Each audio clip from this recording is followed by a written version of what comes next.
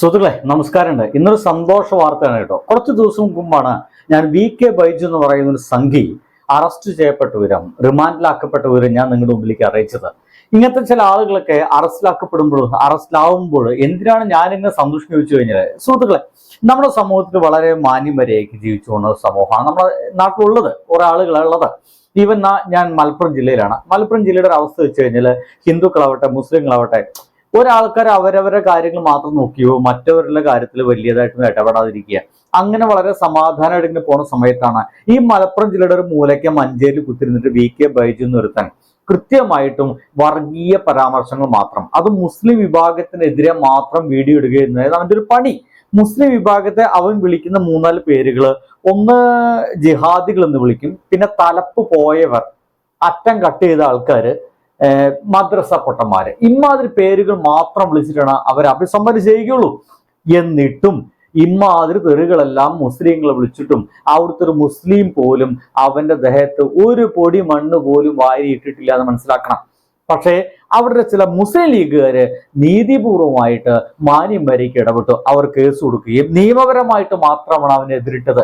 എന്തൊക്കെയായാലും അങ്ങനെ ഒരു കേസുകൾ 3-4 സ്റ്റേഷനിൽ അവന് കേസുണ്ട് കേട്ടോ. ഒരു മുസ്ലിം ഒരു ഹോട്ടൽ തുടങ്ങിയപ്പോൾ അവിടെ ഹോട്ടലിലെ ഭക്ഷണത്തെ ചൊല്ലിയിട്ട് അവനൊരു പ്രശ്നം ഉണ്ടാക്കിയിട്ട്, അത് വർഗീയ രീതിയിൽ തന്നെ പ്രശ്നം ഉണ്ടാക്കിയിട്ട് അവനെ മുമ്പ് ഒരിക്കൽ അറസ്റ്റിലായതാണ്. എന്തായാലും ആ ചങ്ങാതി ഇപ്പൊ ജയിലിനകത്താണ്. ഞാനിങ്ങനെ പറയാൻ പറയുന്നത്, ഇതേപോലെ സംഘികൾക്ക് വേണ്ടി പണിയെടുക്കുന്ന ഒരു ക്രിസംഗി ഉണ്ട്, ക്രിസ്ത്യനാണ്, സാമുവൽ എന്ന് പറയും. ആ ഒരു സാമുവൽ കൂടി ഈ അടുത്ത കാലത്ത് അറസ്റ്റിലായിട്ടുണ്ട്. ആ ഒരു വാർത്ത നിങ്ങളെ ഒന്ന് അറിയിക്കാന്ന് വിചാരിച്ചു. സംഗതി ഇങ്ങനെയാണ് വാർത്ത വന്നിട്ടുള്ളത്. വർഗീയ വിദ്വേഷ പ്രചാരണം, മാത്യു സാമുവൽ ഒഫീഷ്യൽ യൂട്യൂബ് ചാനലിനെതിരെ കേസെടുത്തു.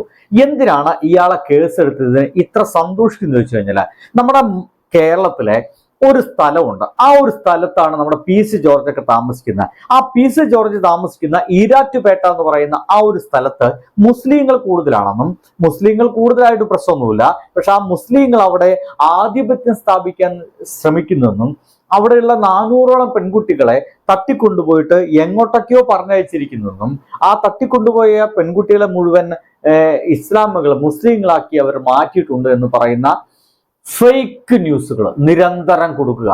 ഇനി ഒരു കാര്യം കൂടിയുണ്ട്, ഈ സാമുവൽ എന്ന് പറയുന്ന ഈ ക്രിസംഗി ഈരാറ്റുപേട്ടയെ വിളിക്കുന്നത് വേറെ രീതിയിലാണ്. അതിങ്ങനെയാണ്. ആ ഈരാറ്റുപേട്ട എന്ന് വെച്ച് കഴിഞ്ഞാൽ അത് മിനി താലിബാൻ. ഈരാറ്റുപേട്ട ഒരു മിനി താലിബാനാണ്. അത് മാത്രമല്ല, അവിടെയുള്ള ഹിന്ദുക്കളും ക്രിസ്ത്യൻസും ഇനി ചെയ്യേണ്ടത് എന്ത് എന്നുകൂടി ഈ ഒരു ക്രിസംഗി പറഞ്ഞു കൊടുക്കുന്നുണ്ട്. അത് ഇങ്ങനെയാണ് കേട്ടോ.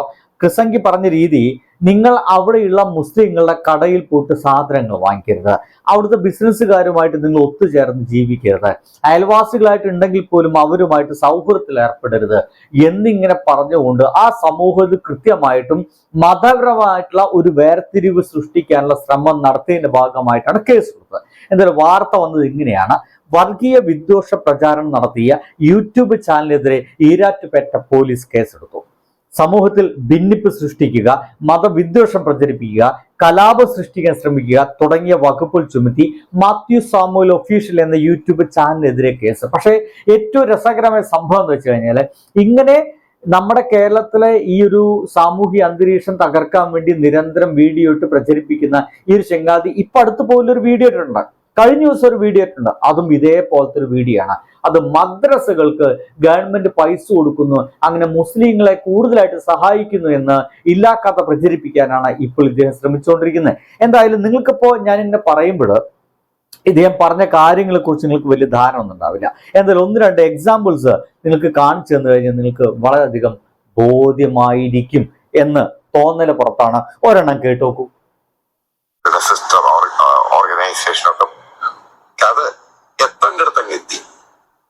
PC ജോർജിന്റെ അതേ ലാംഗ്വേജ് അല്ല, ഭാഷ, സംസാര ശൈലി അതൊരു ആവശ്യമാണ്.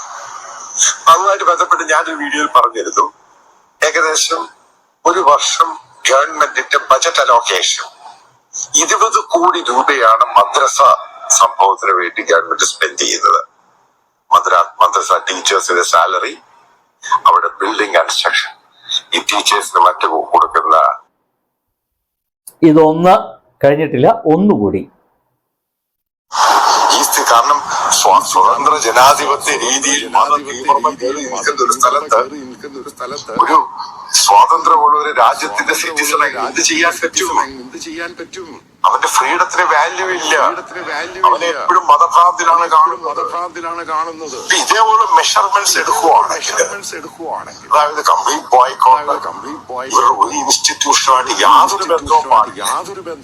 കാരണം ഇവരുടെ കടകളാണെങ്കിലും വ്യാപാര സ്ഥാപനങ്ങൾ കംപ്ലീറ്റ് ആയിട്ട് ബോയ്ക്കോട്ട് ചെയ്തേക്കാം. ഞാനൊരു പബ്ലിക് പ്ലാറ്റ്ഫോമിൽ ഇത് പറയുന്നത് പ്ലാറ്റ്ഫോമിൽ പറയുമ്പോൾ എത്രമാത്രം സീരിയസ് ആ ഇഷ്യൂലുണ്ടെന്ന് നിങ്ങൾ മനസ്സിലല്ലേ? ഞാൻ പബ്ലിക് പ്ലാറ്റ്ഫോമിൽ ഇരുന്നു കൊണ്ട് പറയുകയാണ്. എന്താ പറയുന്ന മുസ്ലിങ്ങളുടെ വ്യാപാര സ്ഥാപനങ്ങളൊക്കെ കംപ്ലീറ്റ് ആയിട്ട് ബോയ്ക്കോട്ട് ചെയ്തേക്കണമെന്ന് നിർദ്ദേശം കൊടുക്കുകയാണ്. കേരളത്തിലിരുന്നുകൊണ്ടല്ല കേട്ടോ ചങ്ങാതി, അങ്ങ് വിദേശ രാജ്യത്തിരുന്നുകൊണ്ടാണ് ഈ നിർദ്ദേശങ്ങളൊക്കെ കൊടുക്കുന്നത്. ഇയാളൊക്കെ അത്തരം പണികളൊക്കെ അവിടുന്ന് ഒഴിവാക്കിയിട്ട് ഇവിടെ വല്ല ജയിലിൽ കൊണ്ടുപോയി പഹയന്മാരെ കട്ടയണം.